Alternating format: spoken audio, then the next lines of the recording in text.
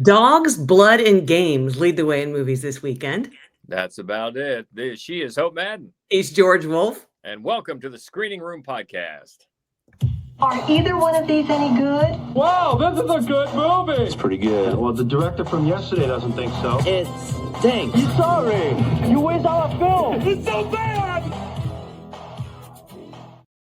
Welcome back. We are from MaddWolf.com. That's MaddWolf. We'll start on the big screen this week with a movie that we didn't have a lot of knowledge about, but still didn't hate it.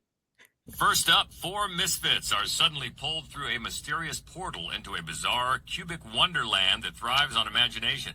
To get back home, they'll have to master this world while embarking on a quest with an unexpected expert crafter. It's a Minecraft movie. Yeah, I think maybe more than any other thing we've said on this podcast is we are not gamers. We're not. Sure. I never really have been. I mean, even back, I remember when I was a kid, we had one of those Pong games on our TV in the 70s and thought that was the most amazing thing ever. But, you know, in high school, I played Frogger. I was pretty good at Frogger. But as years have gone on, no real interest. No. And I know you didn't have any either. So I think we both were aware that Minecraft is a game. Oh, yeah, for sure. A popular game. Beyond that, I know nothing. You know what I did not realize until I sat down to watch the film was that Jared Hess is the director. So Jared Hess, of course, Napoleon Dynamite. Yeah. And other, I think, certainly lesser, but still for me, entertaining movies. He has a very specific brand of humor. Mm-hmm. And he does bring that to this movie. He didn't write it, though. He doesn't have a writing credit at all. So he didn't even co-write it. So it's really, it influences it more than it drives it. And of course, I did know Jack Black was going to be in it. And he's, he's just always welcome for me. I always find him funny. He sings a couple of songs. Yeah. Also always welcome. And Jason Momoa, who is almost like, because he's got this like bangs on and he's wearing this weird, he's a guy that's sort of still trapped in 1987 when he won some video game tournament. So he's still dressed like 1987. He's driving a Camaro. He's listening to hair metal. Maybe he's the guy. Maybe he's the guy from King of Kong. He might be. That'd be fun. Look it up.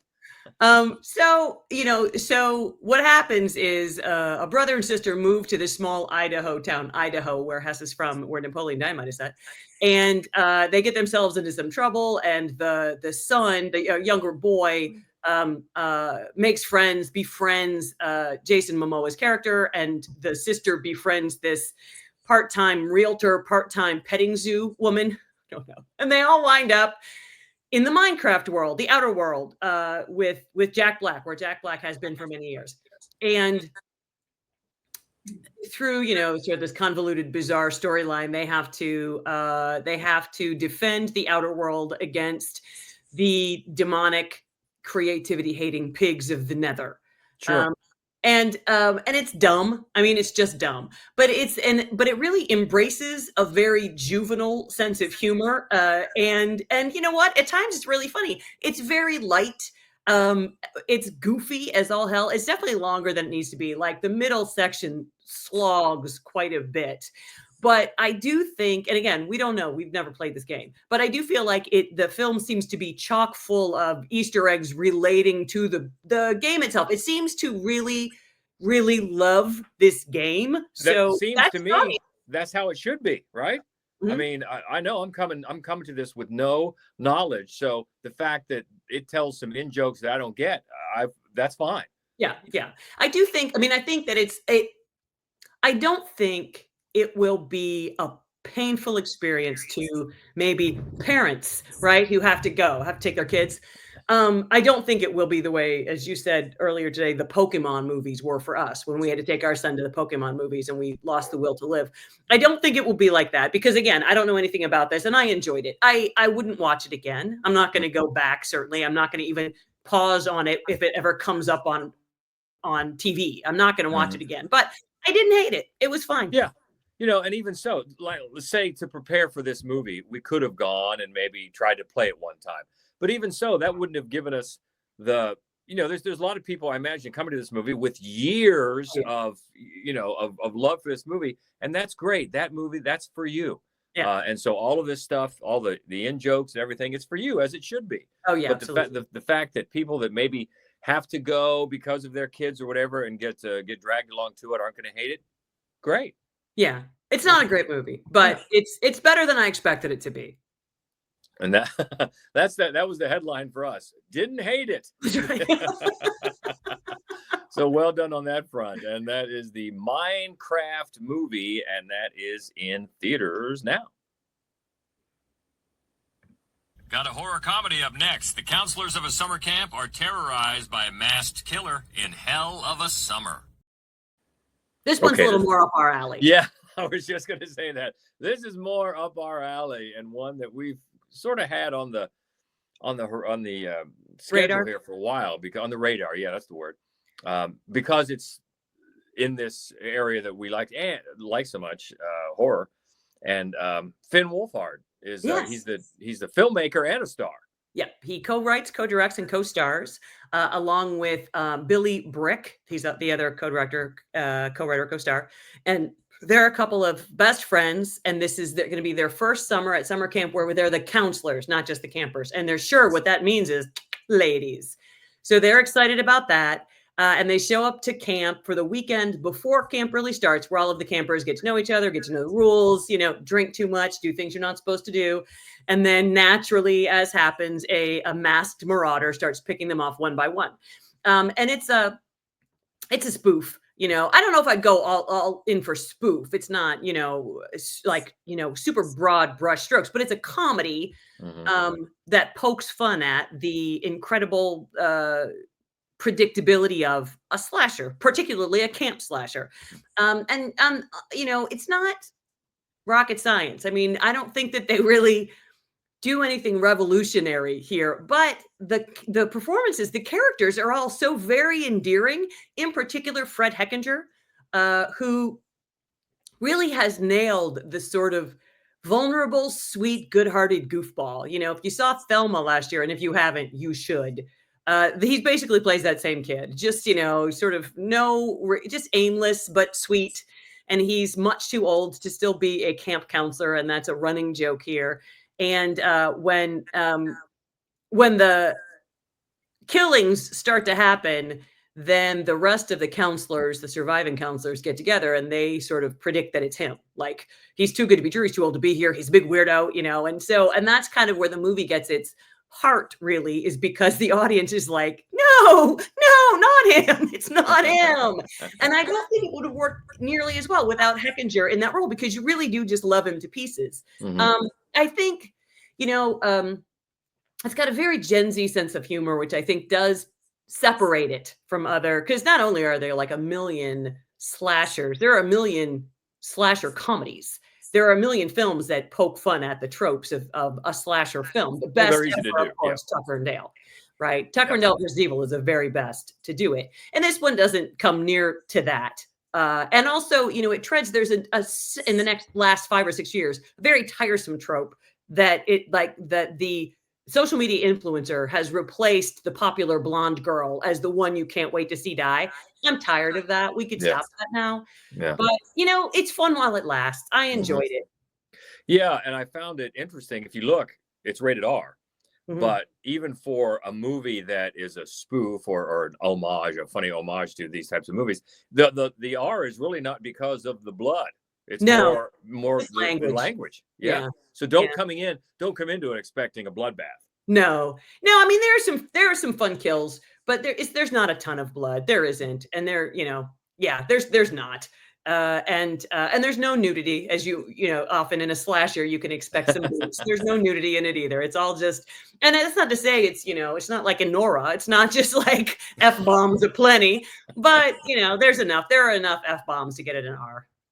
Which is interesting, because then I wonder, well, why didn't they maybe go for PG-13 instead? I think that they would. I think that it would have seen a better box office if they had dialed back the language a little bit and gone for a PG-13, because they're all kids in the movie, and Stranger Things fans are probably the target audience, and they are mainly young, I think. Yeah, and if you look at the even just the poster, you don't even have to watch the trailer. If you look at the poster, you're thinking, okay, blood. There's a big hatchet. There's an axe there with blood on it. And the fact that it's really not that bloody, you could have probably easily just taken out some of the F-bombs and made it a PG-13. But Probably. we will see. Bottom line is, it's still fun. It's fun. Especially if you have a history with these types of slashers. And I'm not a big fan of that type of going all the way back to the 80s. That's not really my bag. But I do appreciate a movie that can wink at it and have their own fun, because those tropes are certainly well worn. And so you can have some fun with it, especially from two young filmmakers who weren't even born when the trope started getting going. So they've come to it second or third hand. It is funny because Billy Brick, who is the not Finn Wolfhard of the duo, I'm not familiar with him, but he was really kind of a highlight. His character was really funny, and he delivers comedic lines with a very dry, excellent timing. So, yeah, it was fun. Yeah, it's fun, and that is Hell of a Summer on the big screen in theaters now. Next is another horror comedy, this one an anthology. 4 interconnected stories set in 1987 Oakland, California. Tell about the love of music, movies, people, places, and memories beyond our knowable universe. It's Freaky Tales. You want some blood? Here it is. At least in about half of the movie. This is crazy. I mean, freaky is right. I did not see this coming, especially from the filmmakers. If anybody says they did, they're lying. Nobody saw this movie coming. Bowden and Fleck, Anna Bowden and Ryan Fleck. And if you don't know them, they started out with some great indie dramas. Half Nelson. Oh yeah. They did Sugar, baseball movie, which I loved. They also did Kind of a Funny Story. And then they started getting slowly a little more mainstream. They had the Ryan Reynolds and Ben Mendelsohn gambling flick, Mississippi Grind. Then they got the reins to Marvel's Captain Marvel, and did, I think, a very satisfying debut for Captain Marvel's character with that movie. So now they come back to really a vibe of indie roots. This thing, it's an anthology, first of all, in 4 parts. Yeah, it's connected. It's interconnected in 4 parts, and it just has this vibe of indie filmmakers, low budget grindhouse. We're gonna F some shit up, and we're gonna kill some people, and we're gonna blast our favorite music, and we're just gonna have fun. That's really the vibe you get from it. And it would take too long to spell out the entire plot, but somehow you're gonna have to be familiar with this basketball player named Sleepy Floyd. Now, if you're not a longtime basketball fan, he played, 10 or 12, 13 years in the NBA. His best season, 1987, which is the year that this movie is set. And he was an all-star that year for the Golden State Warriors. And that's where this movie is set, in Oakland, which is where Ryan Fleck is from. So that's probably where you get the homage of the setting. And somehow, through all these twists and turns, this movie turns Sleepy Floyd into a ninja assassin on a quest of revenge. And I know that sounds nuts, and it is, but somehow this movie gets there. With these interconnected tales. Now, chapter 1 and chapter 4 are pretty bloody. Yes. Chapters 2 and 3, not so much. They dial it down, and then you get more of the interconnected characters. You start to see a little Pulp Fiction going on here as characters go in and out. Oh, that we saw this scene in the last chapter, and now we're seeing it again from the perspective of a different character who's in this thread as well. Yeah, it was really fascinating the way they put it together. And I loved, the timestamp is so perfect. 1987. I don't know much about Oakland. I can't, but I know 1987. And the first chapter is set in a punk club. And it's just 1987 punk, just so well done, so perfectly done. And then there's this sort of fantasy comeuppance sequence that I can't see anybody not being happy about, although it is very bloody, as you said. I think, no matter what you expect, this is not that. This movie is not that, no matter what you're expecting it to be. But I thought it was a blast. It was a blast. And it's the kind of movie you don't expect to see. Well, first of all, Pedro Pascal, Yeah. And then Tom Hanks. That's in right. a sort of GD Tom Hanks. sort of a cameo. He plays this obnoxious video store rental guy, kind of like comic book guy from The Simpsons. I think he's the movie snob, so he pops up, and Ben Mendelsohn is Yeah. in it as well. And then you get these, and then you've got Normani, a popular singer, and she's part of Dominique Thorne from Beale Street and from Black Panther. They're these two ice cream clerks in a shop, and they get a chance to show their rap skills. They get invited on stage with the rapper Too Short, who is played by someone else, although the actual rapper Too Short is in the cast as well. So As is Sleepy Floyd. Yeah, as is Sleepy Floyd. Yeah, the real Sleepy Floyd. So that's the kind of freaky stuff that's going on here. And so they get a chance to get on stage and do a rap thing. And then you get more music of the times, and you've got some great R&B music in there. There's an old song by Evelyn Champagne King that I'd forgotten about that I loved. So each chapter does not only a timestamp, but a music stamp as well. Later we hear some Metallica, which is great. Yeah. That's a great. Yeah. It moves through these different types of music as well, and some of it has a Scott Pilgrim aesthetic. You get some animation. Then there's this sci-fi element to it as well, because there's this otherworldly green element. Glow. Yeah. I know what you're thinking. How can you pack all this into a movie? I know. That's why it's Freaky Tales. But yeah, it is entertaining. It really is. It's entertaining. Maybe if you're going to nitpick, maybe after setting up with such an action-packed opening in 1, and then also getting that in 4, maybe 2 and 3 are a tad long, a little bit, because you don't have the action. Yeah, but it's fun. And then there's some great end credits, some epilogues that run alongside the end credits that are fun too. So we did not see this coming from Bowden and Fleck, but it is a ton of fun. It is. And if you like this sort of stuff, this grindhouse homage-y stuff, and just blood splatter and throwback fun, and just WTF plot turns. And if you like to see Nazis get their asses handed to them, and who doesn't? Right from the start. Yeah. Right from the start too. We, if you can't tell, we enjoyed Freaky Tales, and that is also in theaters now. Next up, Bill Murray and Naomi Watts star in a story of love, friendship, grief, and healing about a writer who adopts a Great Dane that belonged to a late friend and mentor. It's The Friend. Big dog. It's a big dog movie. Big dog. Yeah, we're taking a completely different turn here now. Not a lot of any blood splatter in this. This is a charming, human drama based on a novel. And it stars Naomi Watts and Bill Murray, and they're in New York. And Bill Murray is this esteemed writer. He's also a teacher, and they're in this, tightly knit group of writers and Bill Murray's ex-wives, more than one, that have this tightly knit group. And Naomi Watts is one of them. She considers Bill Murray her friend, her long time, very good friend and mentor. She's a writer as well. She's a teacher. And not long into the movie, Bill Murray's character passes away. And while they're grieving that, she finds out from Bill Murray's last wife, his widow, that he bequeathed her Apollo, the dog. Great Dane, huge. By the way, the dog is played by a fantastic canine actor named Bing. And Bing is great. I mean, this dog, I know Bing. They're huge, obviously. It's a Great Dane, but the dog is fantastic. I just bet when they were done filming, I bet you Naomi Watts was really sad to leave this set and this dog, because after that plot point happens, she's with the dog constantly. But she's in New York, and she's got this rent-controlled apartment that she's lived in, her family has had for years, and she doesn't want to give it up. But guess what? They don't take dogs.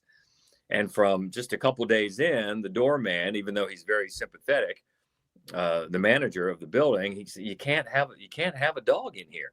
So she tries to navigate that and get some more time to work it out, and talk to people at Great Dane Rescue or other people who can take the dog. And you can kind of guess where it goes. They start forming a very, very close bond between Naomi Watts and the dog. But also, then you get some flashbacks. That's how it turns into not having Bill Murray just be a cameo. He's in it more than you think of for a character that dies pretty soon into the film. So it's about grief and about life and moving on, and also this inescapable connection to pets. Not only what we can give them, but what they can give us. And especially dogs. That's what this is really focusing on here, this movie. And it's very heart tugging, and it knows it. It does have a couple of convenient plot turns, like, oh, that's nice, that worked out so quickly. And it also maybe goes a little long. It has a couple of, I guess, what you'd call false endings. You don't think, oh, that's the big emotional reveal, and instead, oh no, it's not. We're going a little farther. So that seems a little overdone as well. But I think it's one that people will really enjoy, especially if you are a dog lover, as so many people are. This is one that is heartwarming, and of course, with these actors, it's led by great performances. Right. Great performances. Bill Murray and Naomi Watts have a great chemistry. Of course, they've been in films before that we were talking about, going all the way back to St. Vincent. Yeah. And it's really Naomi Watts's movie, and she's great. And the dog is great. So it's a hard tandem to not like, as it goes through her struggles with trying to find a place for this dog to live, that maybe isn't with her, and then figuring out that maybe she can't let the dog go after all this time, and it's part of letting him go and moving on. So it's very nice, especially for anyone who read the book. I wasn't aware of the book, but it's a nice adaptation. Very heartwarming, and I think most people will like that. And it's called The Friend, and it is also in theaters now. Another one on the big screen, May 1984. An unemployed ice cream truck driver steps onto the game show Pressure Luck, harboring a secret, the key to endless money. But his winning streak is threatened when the bewildered executives uncover his real motivations in The Luckiest Man in America. Yes, back No to the whammies. 80s. back to the 80s. Yeah, for no whammies. Pressure Luck was the game show. I do remember it. I watched game shows back then, but I remember it wasn't one I watched a lot. But the no whammies thing is what you take away from it. And I think it was rebooted here a couple of years ago. Elizabeth Banks. Yeah, that's right. That's what you said. Yeah. Yeah, with this, there was a renaissance. Number of game shows. Game show renaissance, yeah. Yeah. And I think she might have been a producer, and she was also the host. Anyway, this goes back to real events in the 1980s, when this guy from Ohio, That's right, where we are in Ohio, he exploited a weakness in the show's production. Let's put it that way, to win a bunch of money on this game show. And he really did. Of course, they changed some things for dramatic purposes, but a lot of it, I looked up, I tried to do a little research about what really happened. And a lot of it sticks pretty close to the truth of what happened. And so it's for you to decide, I guess, was he cheating? What he did, was it cheating? But it follows his journey getting on the show. It doesn't give his character a lot of backstory, except enough to make you think that he's one of those guys that's just always looking for a get rich quick scheme. Always, is it a little shady? What's going on? Is he, the stories he's telling about his wife and child back home, is that on the up and up? What's going on here? So you get enough to have those doubts, but then he gets on the show and starts winning all this money, and he's a little quirky. So at first, the producers, the directors and the producers, led by David Strathairn, he's one of the producers, always good, think he's good for the show. And the host, the host of the show, is played by Walton Goggins. Also always good. That's great, yeah. But then he starts winning way too much, more than anyone ever has, and then it's a problem. And they send some people out to get some other producers and people that work on the show to get on his trail and maybe get into his van and see what his story is. And so they do a pretty good job mining some tension in that regard.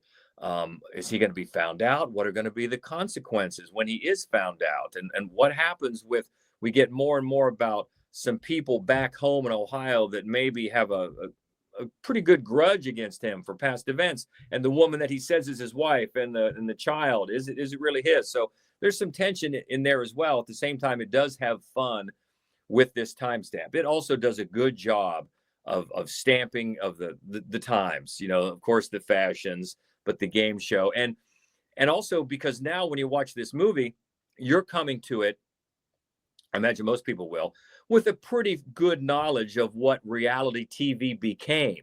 And this was well before that, but you still see the beginnings of it a little bit. Like, oh yeah, that's the same type of mindset that even back when it's a game show, you think it's all up to chance. Maybe not.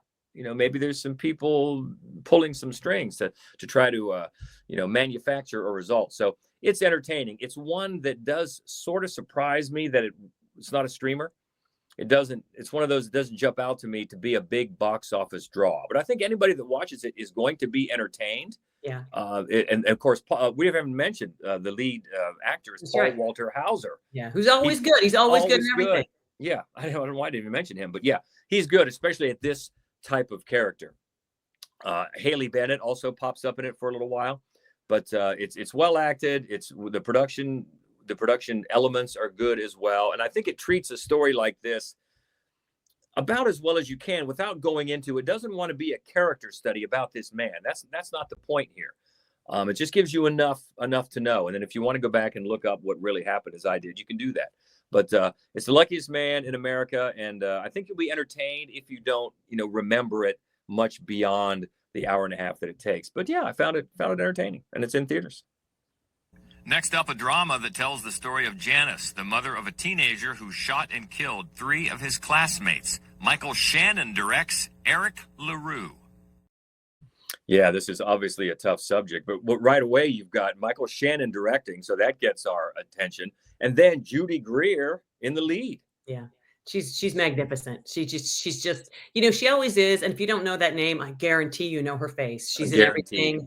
She's so good in this movie, and it is her face really. She just is sort of shell shocked, it's a sort of a record of what happened after the trial.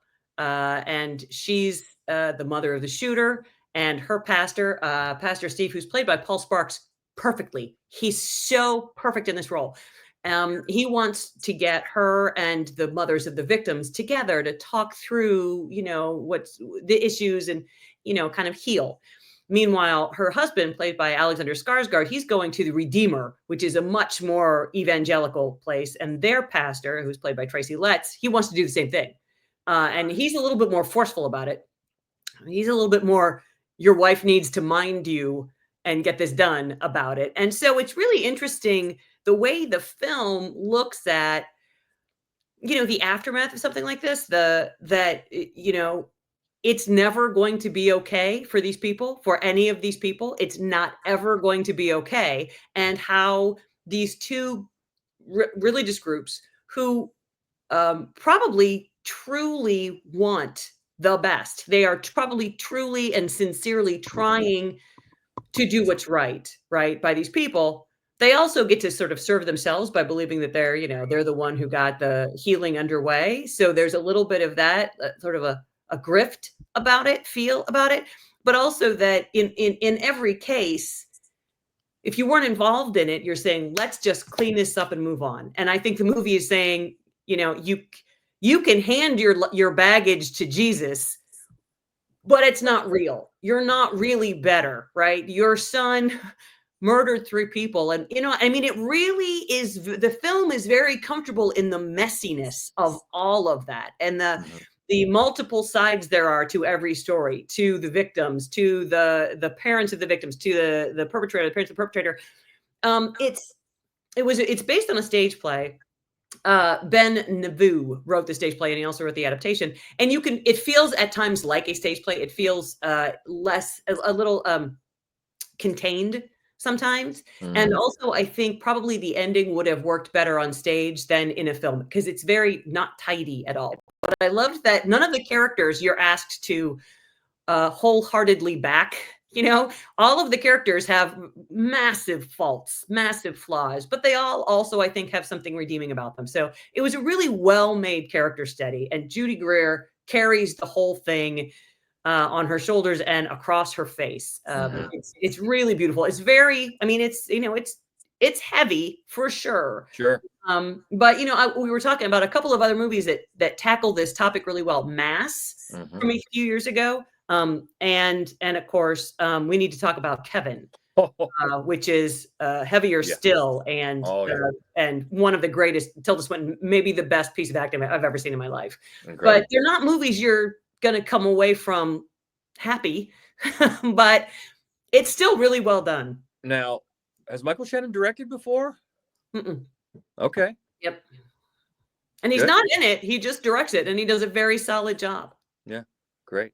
So yeah, obviously, you know, the subject matter going in, so that's not going to be a surprise. It's going to be heavy stuff, but great performances. And yes, great to see Judy Greer getting this type of, I think over the last few years, her name has begun to get a little more well known. Yeah. Because for years she was, oh, that woman. And then, of course, she has maybe the best title of a memoir ever. A few years ago, she wrote a book called I Don't Know Where You Know Me From. Yeah. Which is the best. Something she hears probably 50 times a day. But certainly fantastic in this movie. And that is in theaters. Yeah, in theaters now, called Eric LaRue. Next up is a documentary about performance artist, comedian, and, quote, song and dance man, Andy Kaufman. It's Thank You Very Much. Well, this is streaming and also in select theaters. I know it's playing a theater here in Columbus, Ohio, where we are. So you can catch it on the screens in some parts of the country, but also streaming. And about Andy Kaufman. And I couldn't help but think in watching this movie, how would you explain to someone, or like us in Minecraft, how would you explain to someone the phenomenon that was Andy Kaufman? Yeah, it's tough. It's tough. Yeah, it is tough. And so if you come to this without knowing anything about him, you'll get a background. But I think that one of the things that the movie does right is assuming that you come with some knowledge about just the phenomenon that he was, the anomaly that he was in pop culture, and trying to understand him a little bit more. And I think it does do a good job of that. The director is Alex Braverman. He's been a long time cinematographer and director, I think directing mainly in TV. But he's blessed with a lot of archival footage and some good interviews with Lynn Margulies is her name. She's a producer on the film, but also she's Andy's longtime girlfriend. And also Bob Zamuda, who, if you know anything about Andy Kaufman, that name always comes up. He was Andy's longtime friend and partner in the hijinks that he pulled, the performance art that he pulled. So you get a lot of insight from those two, talking about his career, and some great footage from back in the day. I mean, if you know Andy Kaufman's career, or we're here for it, you see all the greatest hits, you know, starting with the Mighty Mouse, the early Saturday Night Live stuff, even his they've got footage from his audition for Saturday Night Live, through, you know, eating ice cream, and then he got famous on Taxi with the Latka character. Then he started moving into more of the performance stuff and wrestling women. And then the whole Jerry Lawler, he was a professional wrestler thing. So all of that. And then, of course, he died young from cancer. But it gives, I think, as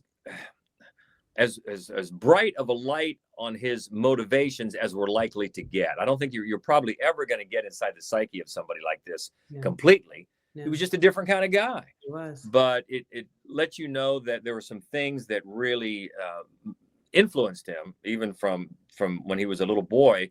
It explains how the death of his grandfather and how that was handled by his parents really left a big mark on him. Then he got into transcendental meditation, and was also a wrestling fan of some of the early wrestlers. So that came out later. And he just, as he explains through some of this old footage, he never, even from the comedy clubs, the early days of the comedy clubs, he never told jokes. He was not a stand-up comedian. He just did things.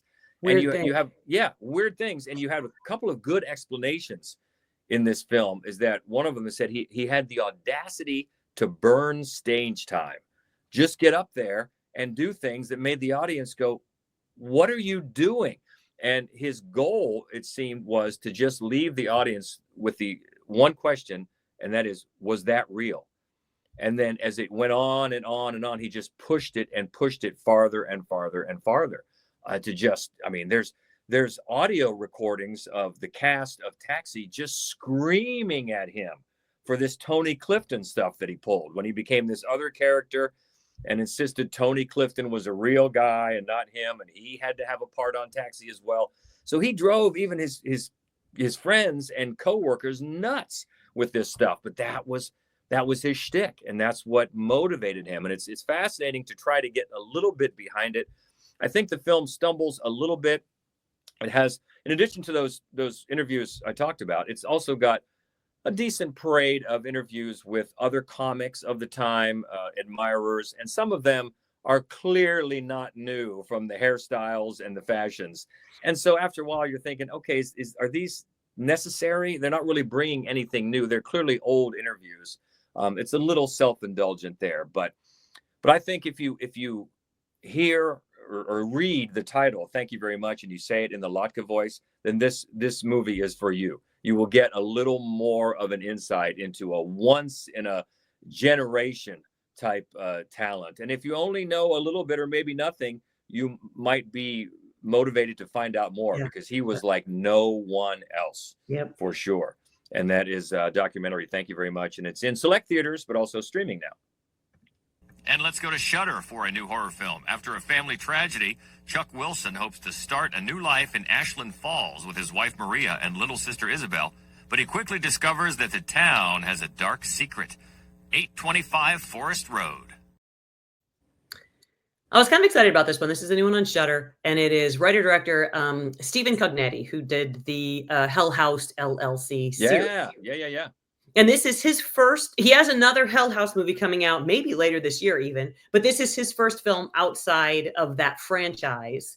So I was excited to see what he would do with it, what he would do without kind of being restrained by the found footage, gimmick of the Hell House films. And not much. He does not do much. Yeah, I was pretty disappointed with this movie. And part of it is you said in the synopsis that this man and his wife and his little sister. So it took me probably 10 minutes into the film to figure out that she was supposed to be like 18, because I don't know. I didn't look up how that it's not this woman's fault that she's clearly the same age as everybody else in the cast. But you're just like, I'm sorry, she's a college freshman, this person? No, she's not. It's so they move into a haunted house, but of course, actually the whole town is haunted. And I think that that's an interesting premise that has been mined in other films. It's not always a ghost. Salem's Lot, it was vampires, but the idea that it's not contained to this one building, but there is one sort of entity responsible for all of it. That's an interesting idea, but it just goes nowhere. They don't pull it together in any sort of a way. There's certainly not like a single creepy moment in the entire film. The performances are pretty weak, but more than anything, it all feels like a filmed rehearsal. Is exactly what it feels like. Nobody feels like they're trying to convince you they are this character. The whole thing just seems, it does. That's all I kept thinking the whole time. This just seems like a filmed rehearsal. Like, I feel like if the script had a couple of more passes and rewrites and they actually rehearsed and then filmed for real, it might have been, but even then, I mean, there's nothing to the story that is interesting at all. You know how often when it's a haunting and it's a haunting in a whole town, and it's really a mystery. That's more of what you're watching than anything, is a mystery where you figure out what happened to this person and why are they haunting the whole town. And this whole thing, it depended on like grids and postal codes, and none of it made any sense. None of it came together in any way. And then the thing that I love the most is that the realtor who sold them this house, at the very end, she's sort of a big part of the reveal. And you're like, apparently, although she's lived here her whole life and she sells nothing but haunted houses, truly no idea that there's anything that could be amiss in this town. And as these things are happening in front of her, she's like, what could this be? Like, I think you'd have known one haunted house or another would have caught your attention at some point, as you're just everybody who buys a house from you dies horribly, right? Anyway, yeah, none of it. Very unimpressive. I was really disappointed with this one. You know, we get a lot of hits from Shudder originals, so every now and then one that's is a bit disappointing, and that would be this, and that's 825 Forest Road, currently on Shudder. All right, I think it's Schlocketeer time. There he is. We welcome Daniel Baldwin into the screening room. I got to ask you first, because right before we started recording here, while I was in my booth, Guy opened up the door and wanted to know, have they cast James Bond yet? So do you have any new news? Not on the casting front. Of course, Amy Pascal and David Heyman will be taking over as producers of the franchise for Amazon from here on out. And supposedly, not officially, but the rumor is that their top choice to direct is Alfonso Cuarón. Oh, hello. Huh. Okay. All right. Well, I know you're a big fan of the franchise, so you'll keep us posted. Absolutely. All right. So what else is happening? Adam McGoyan's Seven Veils, which stars Amanda Seyfried, is hitting VOD on April 8th. I like that one. Yeah. And then a pair of films that are in theaters right now. Barry Levinson's The Alto Nights is hitting premium VOD on April 11th, followed by Jason Statham's A Working Man on VOD on April 15th. Okay. And then back into the straight to VOD territory, we have a Jack Quaid and Jeffrey Dean Morgan starring crime thriller called Neighborhood Watch from the director of The Clove Hitch Killer. Oh. That hits VOD on April 25th. And Dark Star Pictures is releasing a Vietnamese vampire film called Daydreamers in select theaters on May 2nd, and then it will be followed by a VOD release about a month later on June 3rd. Staying in Homeland, Apple TV Plus has set a May 23rd premiere for Guy Ritchie's adventure film, which stars John Krasinski and Natalie Portman. And then back to theaters, Paramount has set a slightly sooner August 1st theatrical release for their Naked Gun revival. Have you watched the trailer for that, George? Yes, I have. There were two big trailers just dropped. That was the one that I was disappointed in. The Megan trailer, I am so in on that. Oh man, if the vibe seems perfect. Naked Gun, can't say I was excited about it. Yeah, that trailer's got two gags in it. I thought the first one was pretty dumb. I liked the second one, but it's hard to get a handle on what the whole movie is going to be like just yet. Yeah, it is. It didn't seem to be following that same brand of humor, but who knows? It's just the trailer. Right. Eli Roth has a new company called The Horror Section, which is getting into horror film distribution. And they are teaming with Iconic Events Releasing to unleash Joe Begus's new sci-fi thriller, Jimmy and Stiggs, in theaters on August 15th. So Okay. Fingers crossed for that one. Mm-hmm. And then Ron Howard had a movie hit the festival circuit last year called Eden that just until recently had no distribution whatsoever, possibly because it's a little bit edgier than anything else he's directed before. It's called Eden, and Vertical Entertainment scooped it up for an August 22nd theatrical release. So that's finally coming out. And then Warner Brothers pushed back the release of Paul Thomas Anderson's pretty wild-looking new film, One Battle After Another, from an August release to September 26th, I guess, priming it more for awards season. Mm-hmm. Of course, that one's got Leonardo DiCaprio, Sean Penn, and Benicio del Toro in it. Yeah, that trailer looks crazy. Could not be more excited. There would be no possible way for me to be more excited about a movie than I am about that one. And then I've got two more bits for you. The first one is that Jake Gyllenhaal has called in a favor since Doug Liman is not coming back to direct Roadhouse 2. He's got his buddy Guy Ritchie doing it for him now. I thought the first one was dumb fun. I actually enjoyed it better than the original Roadhouse. I know people want to punch me in the face for that take, but I'll stand by it.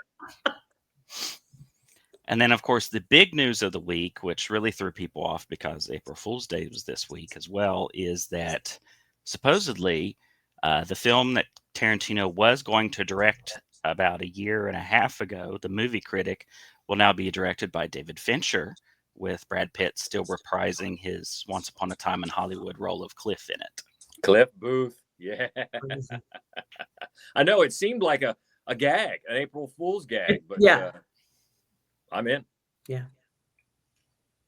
That's all I've got for you. All right. We can always catch up with Daniel on the socials for the latest studio news and notes. Find him at the Schlocketeer. We appreciate it. Oh, thanks for having me. Yeah, anytime. All right. Looking ahead to next week. Woo, we got a bunch next week, led by Rami Malek in The Amateur, right? Yes. And you're going to have to read them, George, because I don't have the notes up. All right. Also next week, we've got Warfare. We've got Sacramento. We've got G20. Is that the one with Viola Davis? Yes, Viola Davis plays the president, and I wish Viola Davis was the president, and I cannot wait to see her kick some ass because it looks like that's what she does. Yes, another documentary, 1 to 1, John and Yoko. Yeah. That comes out next week. Also, Gazer. Mm-hmm. One called Gunslingers. Yeah, that's Nicolas Cage. I watched that last night. Okay. I heard your groans, so looking forward to that. Also, one called Misericordia. Did I pronounce that correctly? I don't know how you pronounce it. It's French. Misericordia. One called ASOG or ASOG. Mm-hmm. Also, Relative Control. Yeah. And as we get close to Easter, an animated film called King of Kings. That's right. So that is all next week, and we'll make sure you have the notes next week. In the meantime, what about this week? What did you think of the films that you've seen lately? We always love to keep the conversation going. You can find us anytime on all the socials at MaddWolf Columbus. That's MaddWolf. The main website with all our written reviews and other fun stuff. That's at MaddWolf.com. So keep in touch, if you will. Enjoy the movies. Be well. And until next week, she is Hope Madden. He's George Wolf. And this is the Screening Room Podcast. See ya. I do wish we could chat longer, but I'm having an old friend for dinner. Bye.